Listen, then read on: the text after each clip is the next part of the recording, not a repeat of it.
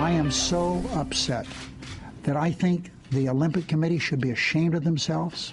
I think they should be embarrassed. I think they should take all the uniforms, put them in a big pile, and burn them. That was Harry Reid last week reacting to the news that the Team USA's uniforms were made in China. Ralph Lauren, who designed the uniforms, has since promised to make the 2014 Olympic uniforms on American soil. So if Harry Reid is that upset about it, what does China basher Mitt Romney have to say about it? You know, I'm not going to weigh in on that. The Olympic Games are about the athletes, and we're going to watch the athletes perform, and these other matters are extraneous, I think.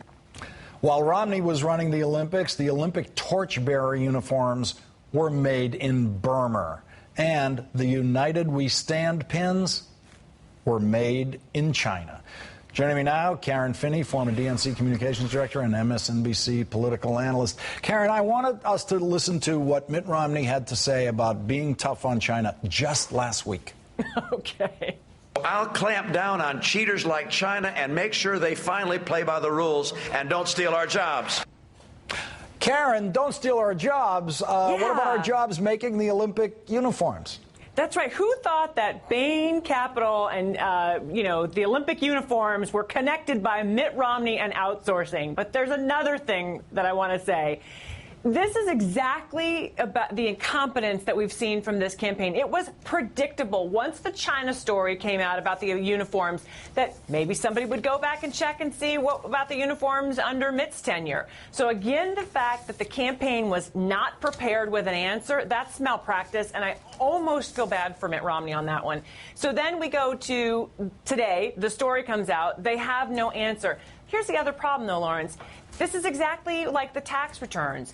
We think that the reason he doesn't want to talk about it is that there must be something in there that's politically inconvenient. They keep saying, no, that's not true. He didn't want to talk about the Olympic uniforms on Friday, which seems silly because it seemed like the perfect tee-up. Then we find out, oh, guess what? It's politically inconvenient. Not good PR management by the team. Well, he does have, some strikes against him in this category when he was running the Olympics. Susan Bonfield, who was a torchbearer the year Romney ran the Olympics, in an interview with The Guardian, she said, when I looked at the label for the uniform, I went nuts. When you are sending work representing the U.S. to a military dictatorship, I have an issue with that. So if Romney was going to say they shouldn't have had their uniforms done there, then why did he have the work done in Burma when he was running the Olympics?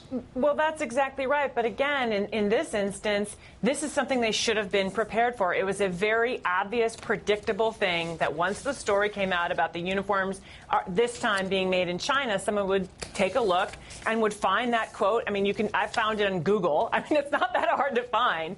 And the fact that they were not prepared, again, I find it stunning. And this, again, because it also, as you point out, goes to this outsourcing question. So there are a number of levels where, again, Team Romney just really fell apart on this one. Karen, I know a patriot who can afford to solve this whole problem for the U.S. Olympic team. Mitt Romney. He can afford to buy them all new uniforms made in Massachusetts or any home state he wants. How about that? L.L. Bean could probably do them, right? Karen Finney, thank you very much for joining me tonight. Thanks, Lawrence.